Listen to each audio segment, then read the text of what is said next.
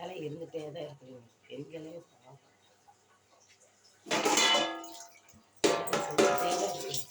ஆம்பளைகள்லாம் பிடிக்கிற வேலையை வாங்கி பெண்களுக்கு அது ரேட்டு வேலை துணி துவைக்கணும், விலைக்கு கழிக்கணும், சாப்பாடு செய்யணும், குழந்தைகளை பார்த்துக்கணும், ஸ்கூலுக்கு அனுப்பணும், காலேஜ் அனுப்பணும், ஏகப்பட்ட வேலை. இதெல்லாம் பிறக்கிறதே பாவம்.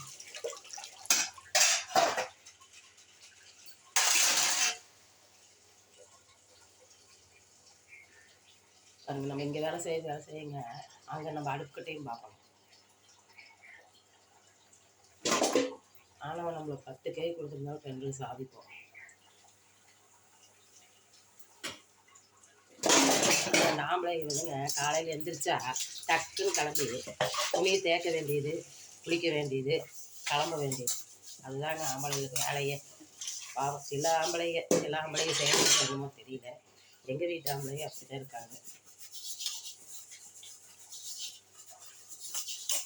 துவைக்கணும், இதெல்லாம் வீட்டு வேலையெல்லாம் செஞ்சு அதுக்கப்புறமும் நாங்கள் வேலைக்கும் போகிறோம். எத்தனை தாய்மார்கள் இந்த மாதிரி கஷ்டப்படுறாங்க. ஆனால் ஆம்பளை வந்துங்க வேலைக்கு ஒன்று தாங்க போகிறாங்க, வீட்டு வேலையில் எதுவுமே செய்யறது இல்லைங்க. இந்த மாதிரி இருக்காதுங்கன்னு சொல்கிறது தான் இந்த வீடியோ போடுறேன். கூடமாட வீட்டில் ஒய்ஃபுக்கு கூடமாட வேலை செஞ்சு விடுங்க. அப்போ தான் அவங்களுக்கும் கொஞ்சம் கஷ்டமாக இருக்கும்.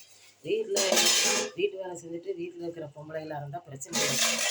ஆனால் எங்களை மாதிரி வேலைக்கு போகிறவங்களுக்கு கூடமாட கொஞ்சம் ஒத்துழைச்சிங்கனாக்கா எங்களுக்கும் கொஞ்சம் ஃப்ரீயாக இருக்கும். எல்லா வேலையும் செஞ்சுட்டு குழந்தைகளும் தாட்டி விட்டுட்டு வேலைக்கும் போயிட்டு